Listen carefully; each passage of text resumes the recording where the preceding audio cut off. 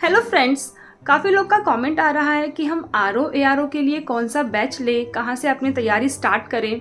काफ़ी लोग कंफ्यूज्ड है कि हम एलिजिबल है कि नहीं। तो आज मैं डिस्कस करने वाली हूँ कि प्रीलिम्स के लिए आपका सिलेबस क्या है, कहाँ कहाँ से आपको पढ़ना है और अभी मैं क्या पढ़ रही हूँ और कहाँ से पढ़ रही हूँ। वेलकम टू स्त्री कॉर्नर। मैं हूँ आपकी फ्रेंड आराधना। तो फर्स्ट ऑफ ऑल मैं ये क्लियर कर दूँ कि आरओ या फिर एआरओ के लिए मिनिमम एज 21 चाहिए होती है और सिंपल ग्रेजुएशन मिनिमम एटलीस्ट आप बीए, बीकॉम, बीएससी कुछ भी, सिर्फ आपको ग्रेजुएशन चाहिए होता है। अब अगर मैं बात करूं अदर स्टेट के बच्चों के लिए, तो क्योंकि अभी ये यूपी की वैकेंसी निकलने वाली है, तो यूपी में एक ये क्राइटेरिया होता है ना कि आप चाहे किसी भी स्टेट के हों, आप यूपी के लिए एलिजिबल होते हैं। यूपी गवर्नमेंट मैक्सिमम जो अपनी वैकेंसीज निकालती है ना, मैक्सिमम क्या, सारी ही वैकेंसीज जितनी भी यूपी गवर्नमेंट की वैकेंसी आती है ना, उसमें दूसरे स्टेट के बच्चे भी एलिजिबल होते ही हैं। तो इसमें कोई ऐसा बाउंडेशन भी नहीं है, आप किसी भी स्टेट के हों, आपका मिनिमम एज 21 है और मैक्सिमम आई थिंक 35 और रिलैक्सेशन के बाद 40 एज भी है। इसमें एक्स सर्विसमैन के लिए है, विमेंस के लिए भी अलग से कोटा हो जाता है, रिलैक्सेशन मिल जाता है एज के लिए।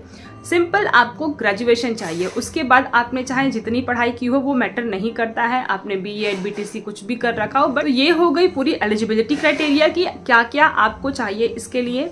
और फर्स्ट ऑफ ऑल मैं एक चीज आपको क्लियर कर दूं ना कि अगर आपका ये फर्स्ट अटेम्प्ट है या फिर अभी आपने तैयारी जस्ट स्टार्ट की है, तो मेरे हिसाब से आपको कोई भी ऑनलाइन बैच या फिर कोई भी पेड बैच तो नहीं लेना चाहिए। सबसे पहले सेल्फ स्टडी करिए, फिर अगर आपको लगे कि मैं नहीं कर पा रही हूँ, मुझसे नहीं हो पा रहा है, तब आप कोई पेड बैच लीजिए।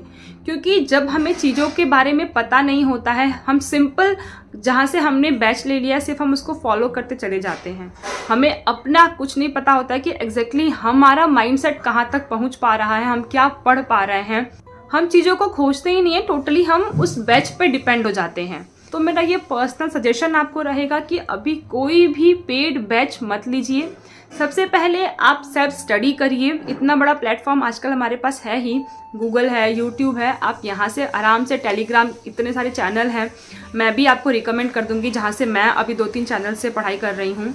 तो आप यहाँ से पहले अपनी पढ़ाई करिए, बेवजह की बुक्स पे भी अपने पैसे मत खर्च करिए। तो अब मैं बात करूँ प्रीलिम्स की, तो प्रीलिम्स आपका 2 पार्ट्स में डिवाइड है, समान अध्ययन और हिंदी। समान अध्ययन में 140 क्वेश्चंस आते हैं 140 मार्क्स के, हिंदी में 60 क्वेश्चंस आते हैं 60 मार्क्स के। और अभी मैं पढ़ रही हूँ हिंदी का पोर्शन लिमिटेड है, ये स्कोरिंग भी है। और मैं अपना पर्सनली बताऊँ तो आज तक मैंने इससे पहले हिंदी के लिए नहीं अलग से पढ़ाई की थी। तो मेरे पास 3-4 साल पुरानी एक बुक थी अरिहंत की हिंदी के लिए, मैं अभी उससे ही पढ़ रही हूँ। आपको एक बार दिखा देती हूँ मैं कि कौन सी बुक है। उसमें सारे पोर्शंस कवर कर रहे हैं। बाद में मैंने सोचा है कि मैं आदित्य पब्लिकेशन की बुक लूँगी, बहुत से लोगों ने रिकमेंड किया है इसके लिए, तो मैं वो बाद में परचेस करूँगी। अभी पहले मैं ख़त्म कर लूँ। इस महीने सिर्फ मैं हिंदी ही पढ़ रही हूँ और अभी थोड़ा बहुत हिस्ट्री वगैरह मैं पढ़ लेती हूँ। इसके लिए कुछ भी मैंने अलग से बुक नहीं परचेस की है। यूपी टेट के लिए मैंने बुक ली थी, तो उसमें जो बीच में हिस्ट्री का पोर्शन है वो मैं पढ़ रही हूँ। अभी सिर्फ जो मेरे पास पुरानी बुक्स है ना, उनका ही पोर्शन मैं पढ़ रही हूँ। उसके बाद जब मैं ये सब कंप्लीट कर लूँगी, फिर मैं स्पेसिफिक सिर्फ इसके लिए बुक लूँगी, क्योंकि किसी भी चीज़ के लिए पहले बेसिक नॉलेज लेना ज़रूरी होता है। तो अभी मैं पहले ये सब चीज़ें ख़त्म कर ले रही हूँ कि बाद में इस पे पैसे इन्वेस्ट करूँगी। जल्दीबाजी में किसी भी चीज़ पे किसी का भी सुन करके बेवजह के पैसे खर्च करने का कोई मतलब नहीं है मेरे हिसाब से। बाकी आप अपना समझ सकते हैं, अपने बारे में आपको बेटर पता है। तो अभी जो मैं बुक यूज़ कर रही हूँ वो आपको दिखा दूँ। तो ये है मेरे पास सामान्य हिंदी अरिहंत पब्लिकेशन की है। थोड़ी सी बुरी कंडीशन में है क्योंकि मेरे पास 2 छोटे छोटे बच्चे हैं, तो हो जाता है। और मैं काफ़ी टाइम से मैंने इसको यूज़ नहीं किया। ये मैंने लिया तो था जब अभी मैंने जस्ट बीएड में एडमिशन लिया था उस टाइम, पर मैंने इसको ऑनेस्टली बताऊँ तो मैंने पढ़ा भी नहीं इसको, और ये ऐसे ही रखी पड़ी थी। तो अब जा कर के मैं इसको पढ़ रही हूँ। थोड़ी इसकी कंडीशन गलत हो गई है मेरे वजह से, मेरी गलती के कारण, क्योंकि बच्चे हैं तो हो जाता है। और इसके बाद अगर मैं बात करूँ सामान्य अध्ययन की, तो वो भी आपको मैं दिखा देती हूँ। ये है सामान्य अध्ययन। सामान्य अध्ययन में 140 क्वेश्चंस होते हैं, 2 घंटे का टाइम मिलता है आपको। अब अगर मैं इसके बात करूँ तो सामान्य अध्ययन में सबसे पहले सामान्य विज्ञान, उसके बाद भारत का इतिहास, फिर भारतीय राष्ट्रीय आंदोलन, भारतीय राजतंत्र, अर्थव्यवस्था एवं संस्कृति, भारतीय कृषि वाणिज्य एवं व्यापार, जनसंख्या, पर्यावरण एवं नागरीकरण, विश्व भूगोल एवं भारतीय भूगोल और प्राकृतिक संसाधन। ये है आपका 8th पॉइंट। नेक्स्ट है सामान्य बौद्धिक क्षमता। उसके बाद ऑब्वियस सी बात है उत्तर प्रदेश की शिक्षा, संस्कृति और कृषि उद्योग। तो लास्ट है व्यापार, रहन सहन एवं सामाजिक प्रथाओं के संबंध में विशिष्ट जानकारी। और ये सब चीज़ें हमें मिलने वाली है घटना चक्र से। करंट अफेयर्स तो आपको पढ़ना ही पढ़ना है। तो ये वो पार्ट्स हैं जो हमें प्री के लिए पढ़ने हैं। ये 11 पॉइंट्स हैं जो हमें प्री के लिए पढ़ने हैं।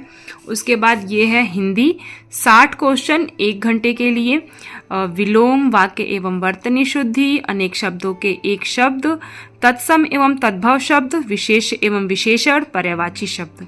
ये हर एक से 10-10 मार्क्स के क्वेश्चंस आते हैं। और अभी मैं हर एक के लिए एक अलग बुक आपको नहीं रिकमेंड करूंगी, क्योंकि पहले हमें थोड़ी सी बेसिक नॉलेज मिल जानी चाहिए। उसके बाद हर एक सब्जेक्ट के लिए आप अलग से बुक परचेस करिए। अगर आप अभी बिगनर हैं, अगर आपने अभी जस्ट स्टार्ट किया है इसकी तैयारी, उसके बाद यूट्यूब पे इतने सारे महारथी हैं, आप किसी से भी सजेशन ले सकते हैं। बट मेरा मानना ये है कि किसी का भी सुन करके सबसे पहले बुक परचेस करना, उसमें पैसे इन्वेस्ट करना बेवकूफ़ी होगी। यूट्यूब पे काफ़ी फ्री वीडियोस हैं, उनको देख करके आप पहले स्टार्ट करिए। हिस्ट्री, ज्योग्राफी स्टार्ट करिए। अगर आपके पास जो बुक है, अगर आप तैयारी कर रहे हैं तो ऑब्वियस सी बात है कि आपके पास बुक होगी ही अवेलेबल। कुछ ना कुछ बुक्स तो होंगी ही, पहले उनसे पढ़ाई कर लीजिए। उसके बाद हर एक सब्जेक्ट के लिए आप अलग से बुक परचेस करिए।